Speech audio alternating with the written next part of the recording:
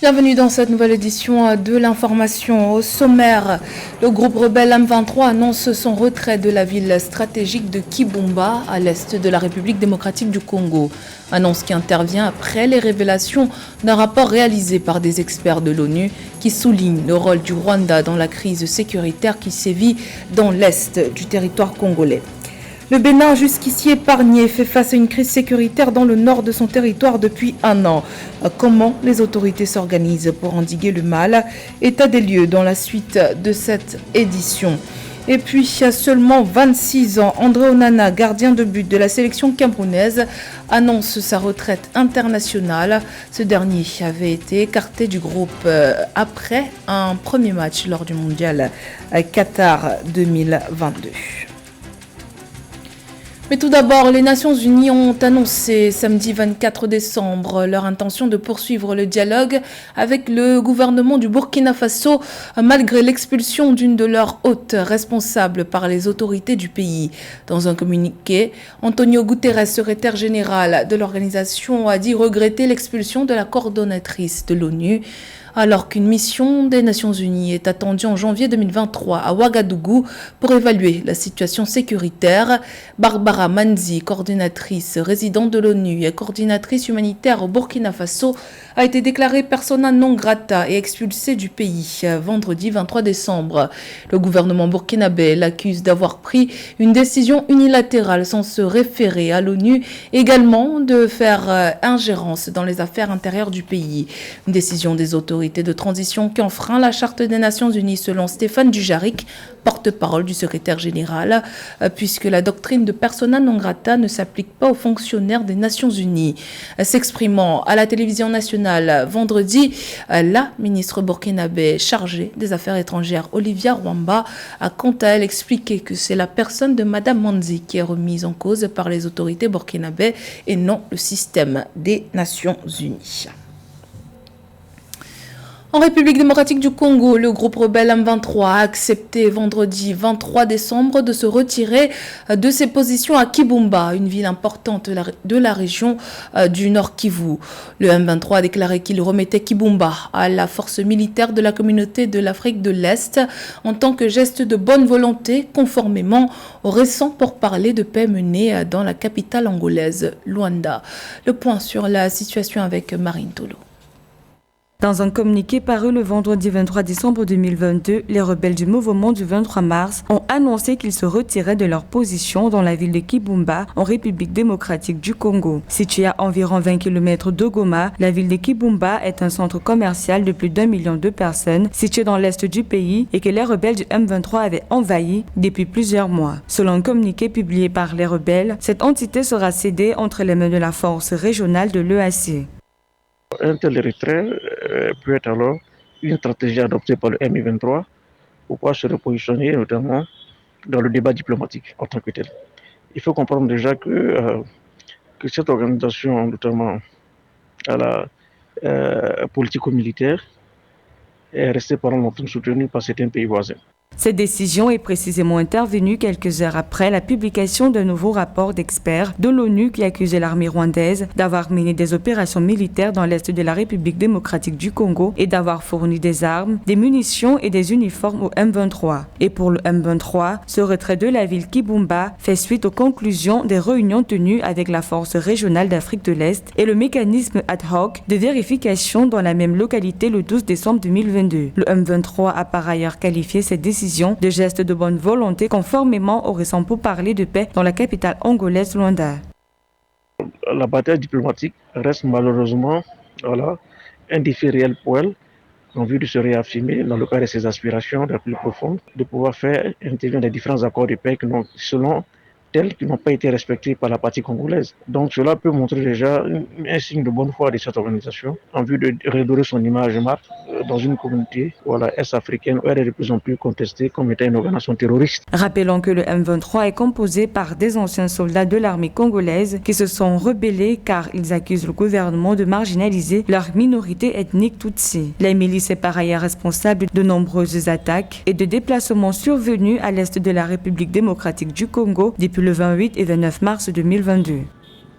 C'est dans ce contexte que le processus d'enregistrement des électeurs pour les prochains scrutins, à savoir la présidentielle, les législatives et l'élection des conseillers urbains prévue le 20 décembre 2023, a démarré ce samedi en République démocratique du Congo.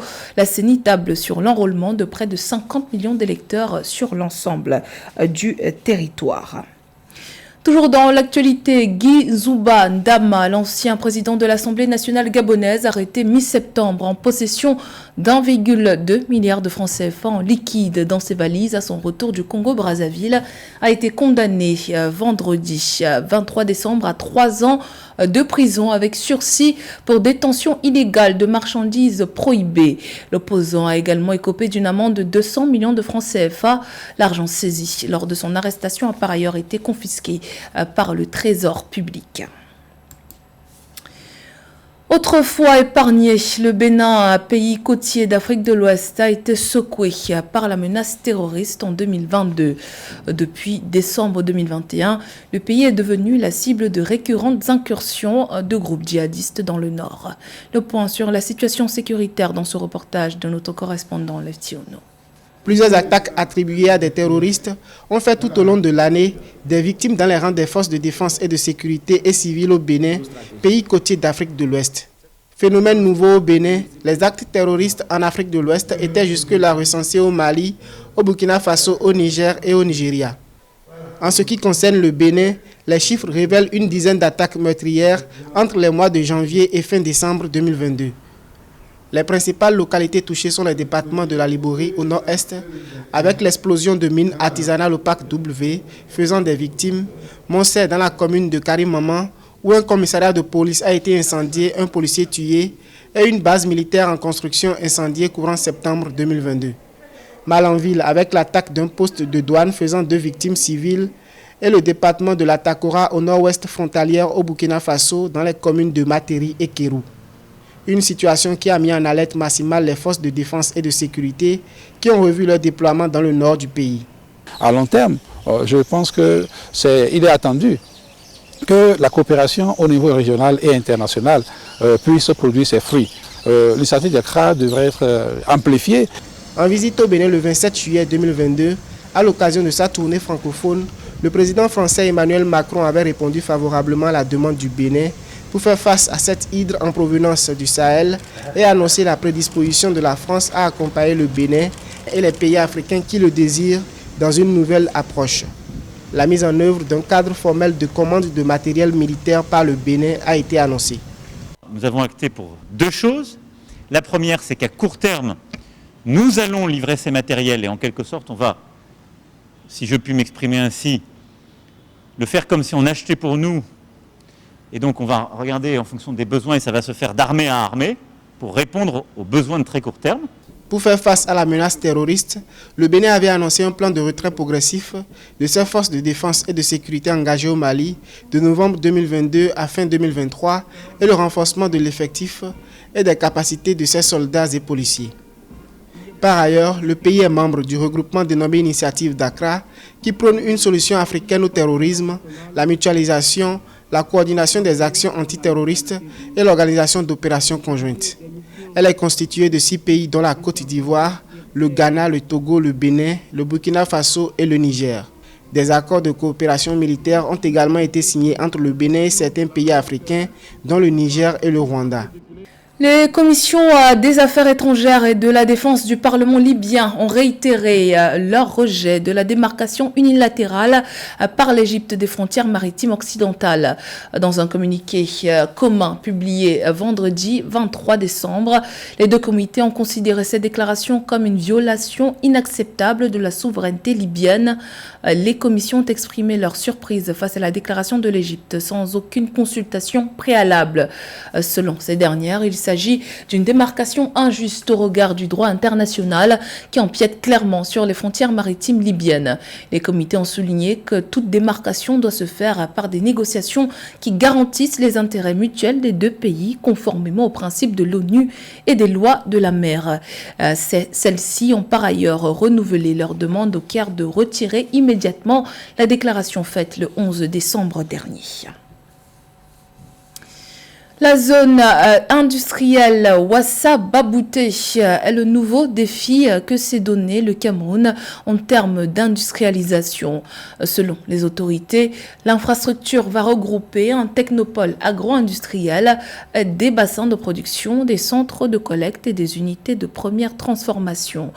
Pour le ministre de l'Industrie et du Développement technologique, ce projet s'inscrit dans une stratégie de développement permettant de décongestionner les grands centres industriels du pays. Marine Tolo. Au Cameroun, les autorités sont à pied d'œuvre pour l'aménagement de la nouvelle zone industrielle Ouassa-Babouté d'une superficie de 574 hectares située dans la région du centre, notamment entre les départements de la Haute-Sénaga et du Mbamekime. Le projet comprend un technopôle agro-industriel à construire dans le groupement Ouassa-Babouté. Le projet intégrera également des bassins de production, des centres de collecte et des unités de première transformation, indiquent les autorités. Par ailleurs, le 20 décembre 2022, l'exécutif a entamé avec l'indemnisation de 123 victimes de perte de droits fonciers et de destruction des biens dans le site de Ouassa-Babouté, lieu où sera aménagée cette zone industrielle. La zone industrielle, c'est le centre de gravité des activités nécessaires pour créer des produits, soit de luxe, soit de grande consommation, parce que sur une zone industrielle, vous aurez, si vous avez vos lignes industrielles avec vous, des sous-traitants seront là. La zone industrielle également apporte à ceux qui mènent un certain type d'activité ce que je vais appeler un marché captif. Pour le ministre des Mines, de l'Industrie et du Développement technologique camerounais, Gabriel Dodo Ndok, l'objectif de la mise en place de ce parc technologique agro-industriel est de faire converger sur une même aire géographique des instituts de formation, des centres de recherche, des espaces d'incubation et des zones industrielles. C'est dans le but de créer une synergie entre développeurs de savoir-faire et entreprises de production industrielle dans des projets collaboratifs et innovants pour mettre sur le marché des produits dont la nouveauté et la qualité devront conquérir un grand marché national et international. L'avantage de la zone industrielle tient au moins de 4 faits. Premièrement, l'accessibilité. Une zone industrielle enclavée n'existe pas. Donc, aménager une zone industrielle, c'est consacrer l'accessibilité pour les opérateurs qui veulent intervenir sur cette zone industrielle en tant que promoteur d'activités génératrices de revenus, donc promoteur d'industrie. Pour ceux qui veulent aller acheter, donc c'est l'accessibilité également. Pour ceux qui veulent aller travailler, c'est l'accessibilité consacrée. Et pour ceux qui doivent intervenir là-dessus comme sous-traitants. Le coût de réalisation de la dite infrastructure est de 120 milliards de francs CFA. Outre la zone industrielle Ouassa-Babouté, en cours de finalisation, le pays possède actuellement les zones industrielles Douala-Bassa, Bonabéry, Banengo et Kopchou, Gaoundéré, Djamboutou, Kouen, Ombe et Yaoundé Sud, encore en travaux. Leur fonctionnement effectif permettra au Cameroun de tirer d'importants bénéfices des opportunités d'échange qu'offre la zone de libre-échange continentale africaine, vaste marché d'au moins 1,2 milliard de consommateurs. Direction le Congo à présent, où l'association des jeunes cadres a inauguré vendredi 23 décembre une médiathèque destinée aux élèves de l'Institut des jeunes sourds de Brazzaville. L'édifice, qui contient environ 500 livres, a pour but de réduire la fracture numérique des élèves sourds et favoriser leur insertion socio-professionnelle. Découverte dans ce reportage de notre correspondant Deva Panzou. C'est dans ce bâtiment qu'a été conçu par l'Association des jeunes cadres une bibliothèque avec un espace médiathèque au profit des élèves du primaire au collège de l'Institut des jeunes sourds de Brazzaville. Plus de 500 livres, des ordinateurs, des chaises de bureau, une aire de spectacle dans le but de réduire les inégalités existantes auprès des personnes vulnérables et renouer avec les activités culturelles au sein de l'établissement. D'abord, je remercie les jeunes cadres qui ont offert un bijou à l'Institut des jeunes sourds parce qu'ils ont vu un manque aux élèves handicap qui n'avaient pas un endroit où se recréer pour lire, pour instruire. Des années passées, ils faisaient des activités culturelles. Cette année-ci, on a prévu de faire des théâtres. Le projet de la bibliothèque de l'Institut des jeunes sourds est évalué à 6 914 050 francs CFA, dont 3 730 000 francs CFA de dépenses engagées et 3 730 000 francs CFA de valorisation mobilisés par l'association Les Jeunes Cadres et ses divers partenaires. L'espace, ouvert aux élèves de l'Institut des jeunes sourds et aux visiteurs extérieurs, vise à diversifier la formation de cette catégorie de personnes vivant avec handicap. ces élèves de l'Institut des jeunes sourds manquaient d'un environnement adéquat de renforcement de connaissances, mais aussi après le BET, ils n'avaient pas une diversité d'opportunités qui s'offraient à eux.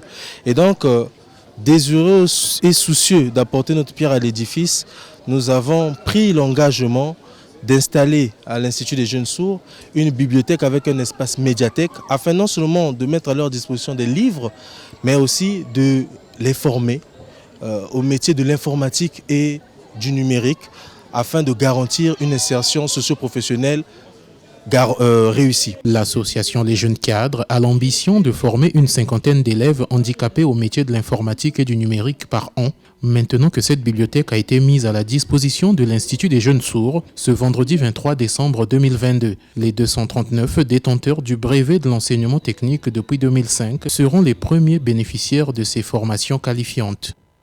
L'actualité sportive pour terminer. Le gardien de but camerounais André Onana annonce sa retraite internationale. Écarté du groupe camerounais lors du mondial Qatar 2022, le gardien de l'Inter Milan a annoncé sur ses réseaux sociaux jeudi 22 décembre qu'il mettait un terme à sa carrière internationale à seulement 26 ans. Il avait été écarté du groupe camerounais après le deuxième match de Coupe du Monde pour une embrouille tactique avec son coach Rigobertson, selon la Fédération camerounaise de football. Roberto Bokpe. Sur le compte Twitter de celui qu'on désigne désormais par ancien international camerounais, André Onana, 26 ans seulement, a acté ce qui jusqu'ici n'était qu'une possibilité pour les observateurs du football. Un message précédé d'un cœur et du drapeau du Cameroun qui s'ouvre par un souvenir d'enfant autour des matchs de football des Lions Indomptables dont il a arboré le maillot pour la dernière fois lors du premier match du Cameroun face à la Suisse au cours du mondial de football qui s'est achevé le 18 décembre. Je me souviens comment nous vivions les matchs avec toute la famille. Seuls les Camerounais peuvent comprendre ce que cela représente de pouvoir un jour jouer pour notre équipe nationale. C'est alors que j'ai commencé à rêver de porter un jour le maillot des Lions Indomptables du Cameroun. Ainsi, après d'interminables heures d'entraînement, d'interminables voyages et beaucoup de persévérance, je peux dire avec fierté que j'ai réalisé mon grand rêve. Toute histoire, aussi belle soit-elle, a une fin. La sortie du portier de l'Inter de Milan semble cacher l'échec des négociations au sein de la Fédération camerounaise de football en vue de régler ce que l'on a appelé l'affaire Onana au cœur d'une expédition qatarienne qui n'a pas été concluante pour les Lions Indomptables. André Onana quitte sur une note conflictuelle aux 1001 versions avec le sélectionneur. Rigobertson avait annoncé avoir sanctionné le joueur pour des raisons disciplinaires avant qu'une suspension temporaire, suivant les termes d'un communiqué officiel de la fédération, ne soit prononcée. Nous avons besoin de lui pour les compétitions à venir et je pense aussi que ce soit le manager sélectionneur ou même le président comprendront la portée du génie de ce joueur et ils pourront mieux le canaliser. À présent, André Onana, qui va se consacrer à 100% à son club de Série A italienne, va, comme il le précise, continuer, comme le font les plus de 27 millions de Camerounais à chaque match, à suivre et supporter les Lions Indomptables de l'extérieur. Plus loin, il remercie tous ceux qui lui ont fait confiance et qui ont cru qu'il pouvait apporter un plus et une contribution à cette équipe. C'était le journal de la rédaction. Merci pour votre fidélité. Dans un instant, une nouvelle édition de l'actualité sur Africa 24.